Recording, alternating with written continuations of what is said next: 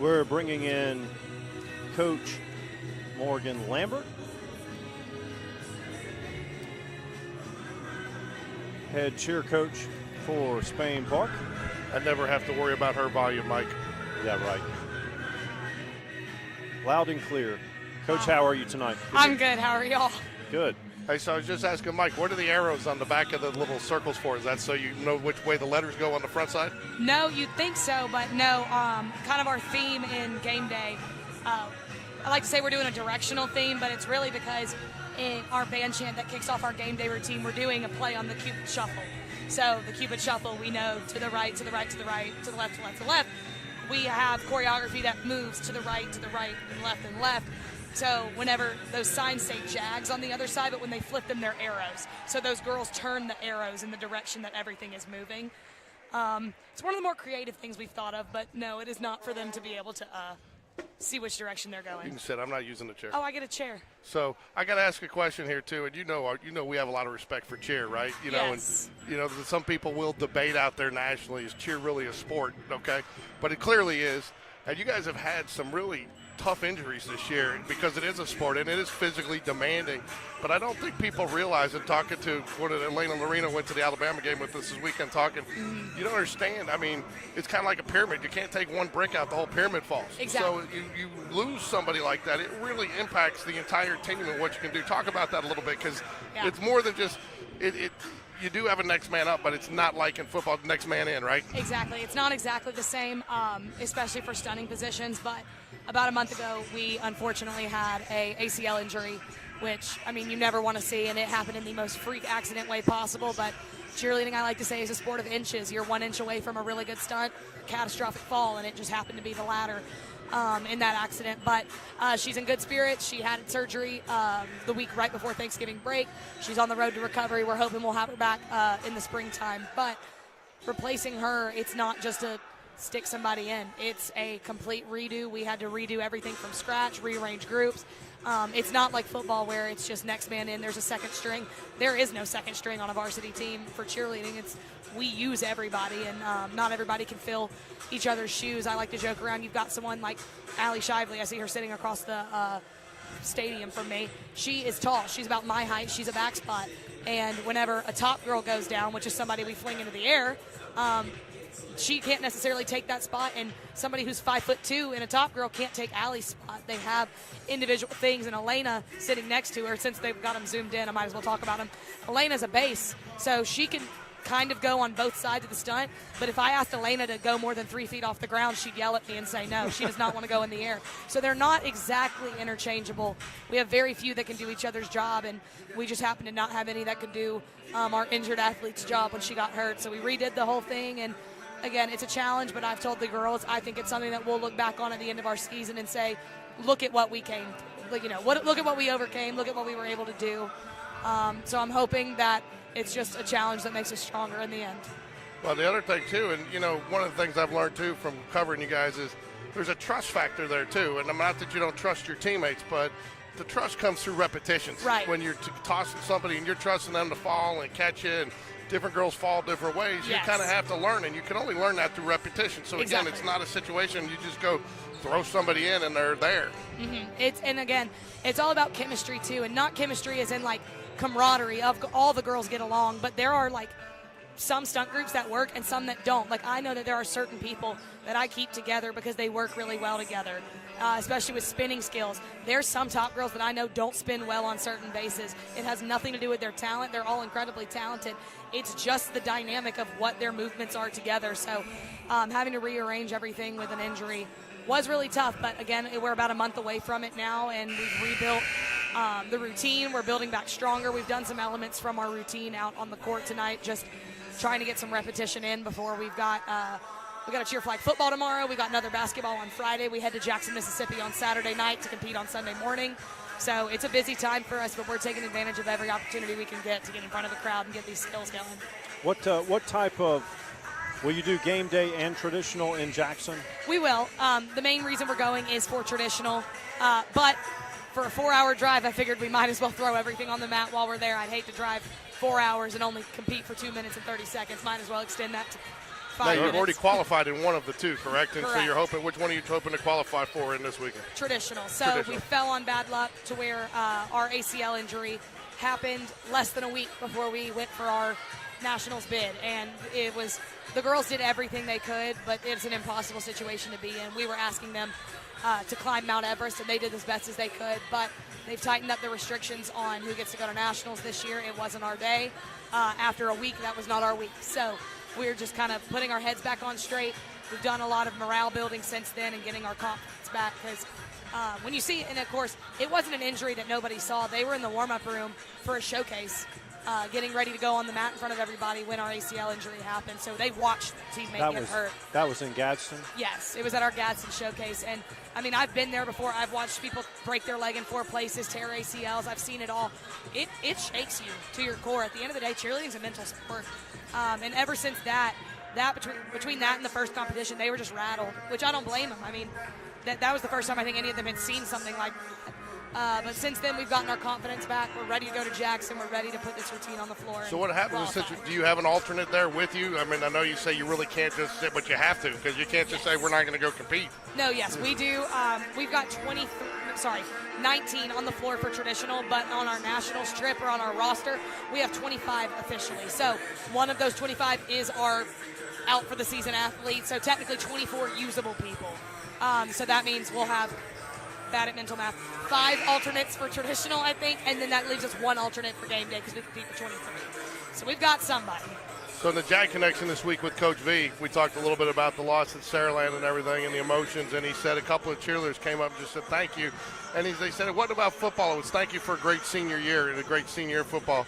Touch real quick on what the success, because you guys were both successful. You guys were a big part of that. We talk about that a lot in the Jag Connection. But I know that meant a lot to your seniors, too, to have that success, and they felt like they were a part of that success. It did. This year was nothing short of just magical. It felt like we were on, I would say, a Cinderella run, but to me, a Cinderella run is a team that doesn't really deserve to be there that continues to go. We absolutely showed that our football team deserves a place at the table this year, and I could not be more proud for Coach V and his staff and for all of the kids. And I can even say for myself, before I talk about the girls, in the classroom, you could tell a difference. I mean, kids were just more excited to be at school. Everyone looked forward to Fridays. It really brought a new life back to Spain Park. But on the girls' side, I mean, these freshmen, these were the senior class, sorry, not the freshmen, these seniors, they were my first group of freshmen, students and cheerleaders. When I got here in 2021, they were freshmen, and we've been together through, I think our freshman football team that year was pretty good, but the varsity team won 2 games, and the next year we won 3, and last year we won 7, and it's just been a slow progression. But to see these kids who stuck it out during some not fun football games, I'll be honest, they weren't. I mean, nobody likes going 2-8, 3-7, but they stuck it out. They were able to be able to cheer on their peers who have worked so hard to get the football program to where we want it to be. And like I said, we as a program could not be more proud of the football team. I personally could not be more proud, and really excited to continue proving with football that we deserve a place in the championship. So we've been very fortunate the last several years, go back even 2020, 2018, before that, but 2020, girls state championship in basketball. Boys have had some success. Football's had success. Baseball. Are you seeing the numbers? Increase in a lot of the boys' sport? Are you seeing numbers increase in cheerleading with the Jaguar program? I think so. Our youth program, we were talking about this today actually, our youth program for rec is so big they've had to cap the amount of people who can be on each team because what else are you you can't have 58 first grade cheerleaders out there. That sounds like a nightmare, but they've had to actually cap how many people are able to participate in the youth rec league for logistic reasons. You can't have that many kids out there. So I know the interest is there. What we're trying to push is the skill level being there as well. And again, it all starts with interest at that younger age, but we're trying to funnel down through Barry, further down through our youth programs of not just having interest, but having skill development at the lower level. I know that's something that Coach V does really well, is that he's able to reach down through his youth program and teach those coaches to do things the way he wants them done, and that's what I'm trying to do as well. Of course, everyone wants to see their little babies out there in the cute skirt and the pom-poms, but at the end of the day, this cheer program starting at first grade has a finish line, and that's the varsity team, and we've got to do more, I believe, at the youth and middle school level. From the high school standpoint, I've got to do more reaching down to foster that interest into development. Coach, tomorrow, Protective Stadium, the girls' flag football team. That's going to be a good stage, not only for the girls, of course. They're going to be in a big moment. I don't think it's too big for them. Now, Central Phoenix City is ranked number 1 in the country, in the nation. They're 18-0. Spain Park 17-1-1. But the band, varsity cheer, that's going to be a good experience for all of our student athletes. Yes, absolutely.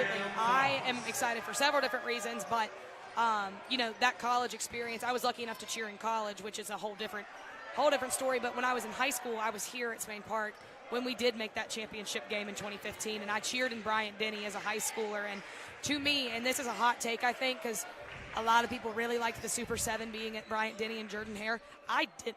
That stadium was way too big. It took away from the moment. Right. You couldn't hear anybody. It was just it was an echo chamber. However, I think all of these championships being played at Protective Stadium is the perfect location. Agreed. So I'm personally so excited to go because it is such an experience. The girls don't realize how big a college stadium is till you're standing on the ground of one. And it really is going to be a fun time for them. I'm selfishly really glad we get another chance to get out there because I actually was not at the Saraland game. I missed that last football game of the season. I had made a commitment to UCA, my other job that I go and do, and I made the commitment well before I knew we would be in round 3 of the playoff. And at that point, they had paid for my plane ticket and my housing, and I was going to have to eat the cost myself if I canceled on them. So I did have to leave, and I hate that I wasn't there. But I'm excited to get another game on the sidelines. It's still a football game. I mean, flag football is intense, and these girls are so good, and I'm so excited to cheer them on tomorrow.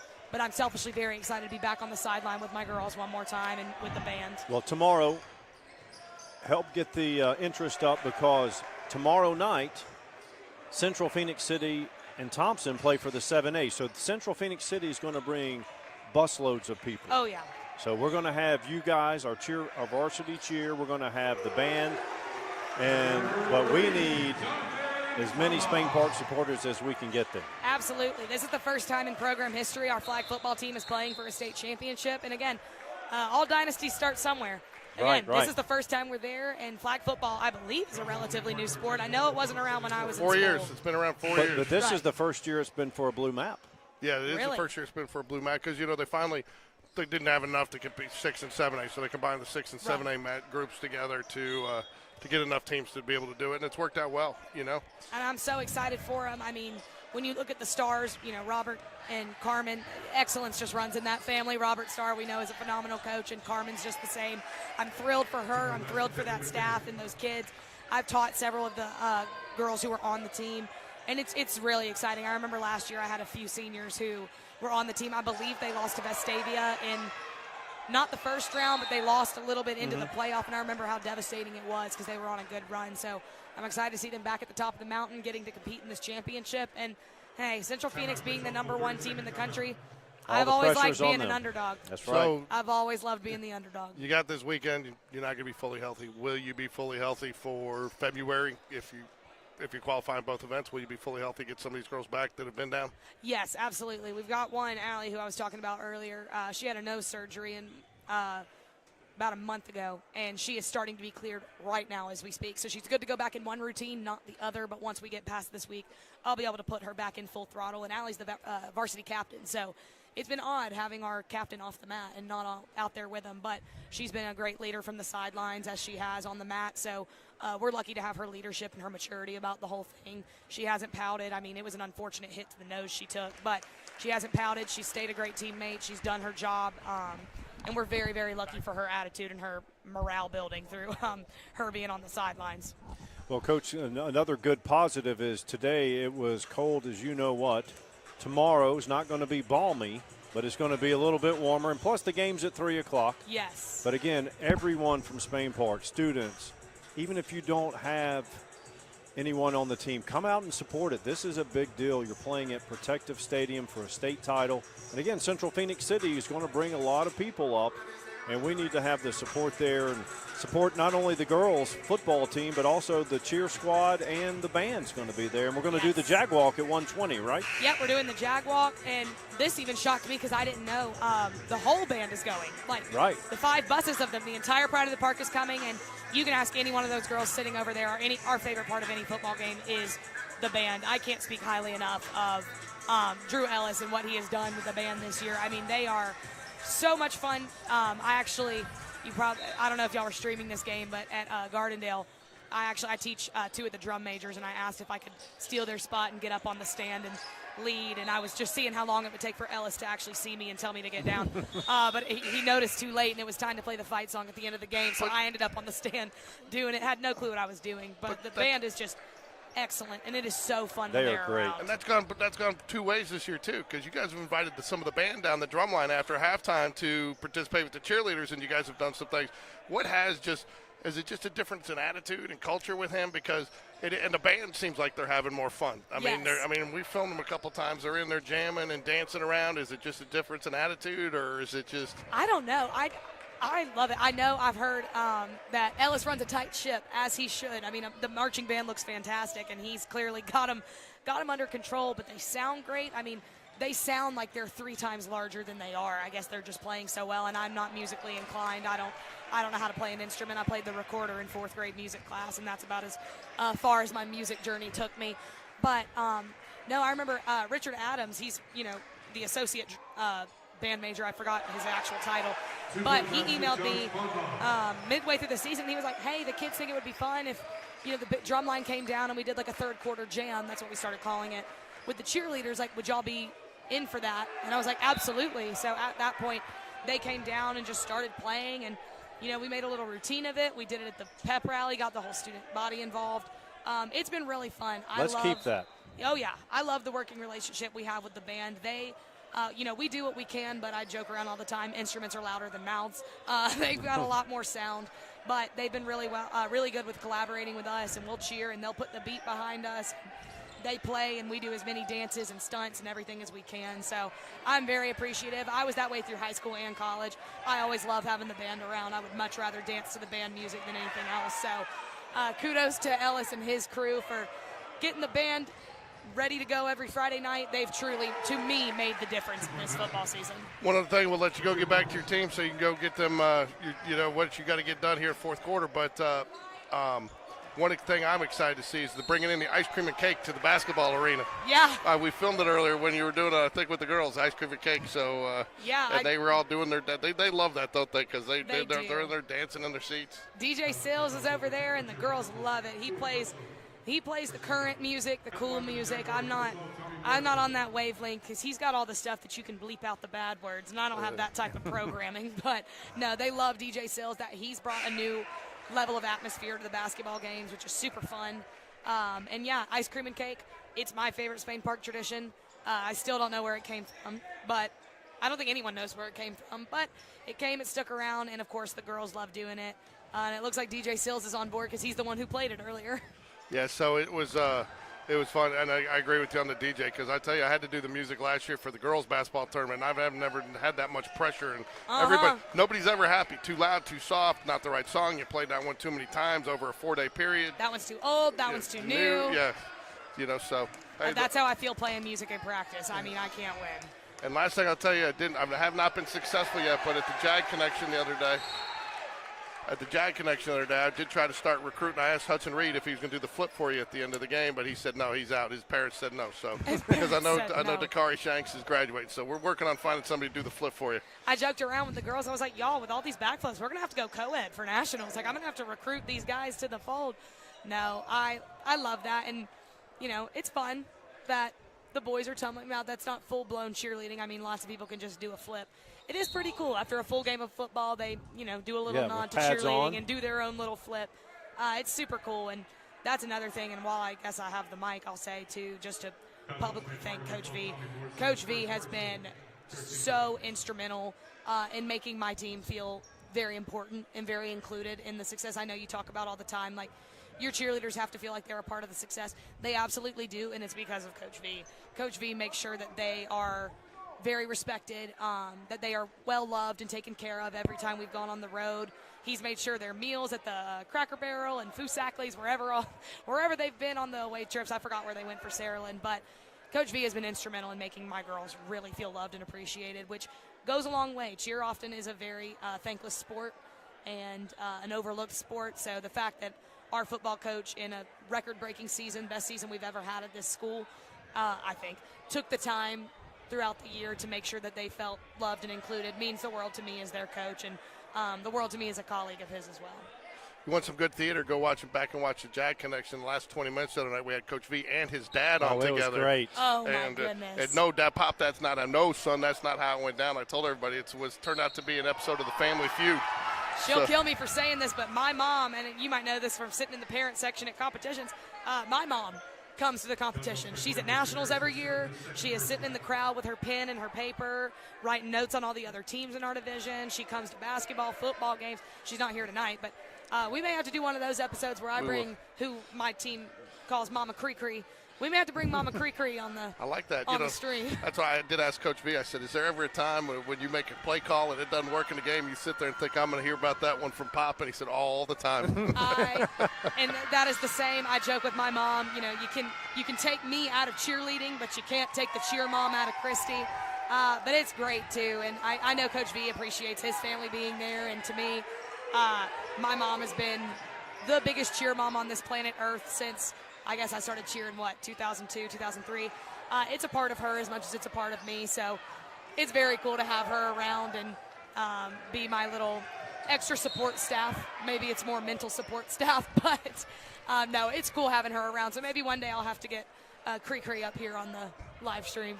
Yeah, absolutely. Well, good luck on Sunday. And I will tell you, I told you a few girls early on tonight when they came in, I said, I've been missed you guys. And I really? And I said, yeah, I actually really do, because it is not the same doing a game when you're not there, or watching your child playing a game when we don't have the cheerleaders. It's just something missing, you know, right. And it does, and it's just a lot flatter. And so you guys really do bring a lot to the atmosphere. And then it's not just for your girls. I mean, you raise the level for the kids playing and the students. And so thank you for what you do, because you're a big part of the success here at Spain Park. Thank you. I appreciate it. We Thanks, love being Coach. here and love doing what we do. We'll see you tomorrow at Protective Stadium. Yes, see y'all at Protective. And you've always got a mic here anytime you want to come talk to us You at know basketball. I'll come and talk your ear off, George. Because I've got some more questions I want to ask you. I got one, and we're not going to do it tonight because I think it's a much longer conversation, but you brought it up earlier. I want to find out why you don't see as many guys and cheer anymore. Oh, we can absolutely. I'll get on my soapbox on that. Okay. On a later date. All right. Thanks, Coach Morgan. Thanks, of course. Coach. Go Jags. Go Jags.